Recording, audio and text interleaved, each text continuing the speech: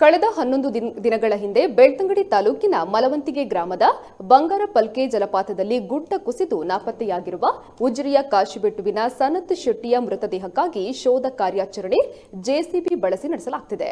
ಆದರೆ ಇದೀಗ ಪ್ರಕರಣ ದಿನದಿಂದ ದಿನಕ್ಕೆ ಜಟಿಲವಾಗ್ತಾ ಇದೆ.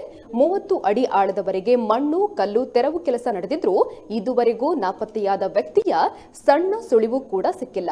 ಇನ್ನು ಜಲಪಾತದ ಸುಮಾರು 500 ಚದರ ಅಡಿ ಪ್ರದೇಶದಲ್ಲಿ ಶೋಧ ಕಾರ್ಯ ನಡೆಸಲಾಗ್ತಾ ಇದ್ದು, ಬೆಳ್ತಂಗಡಿ ಪೊಲೀಸ್ ಠಾಣಾ ಪಿಎಸ್ಐ ನಂದಕುಮಾರ್ ನೇತೃತ್ವದಲ್ಲಿ ಪೊಲೀಸ್ ಇಲಾಖೆ, ಎಸ್ಡಿಆರ್ಎಫ್, ಅಗ್ನಿಶಾಮಕ ದಳ, ವನ್ಯಜೀವಿ ವಿಭಾಗ ಹಾಗೂ ಸಂಘ ಸಂಸ್ಥೆಗಳ ಸದಸ್ಯರು ಶೋಧ ಕಾರ್ಯಕ್ಕೆ ನೆರವು ನೀಡುತ್ತಿದ್ದಾರೆ.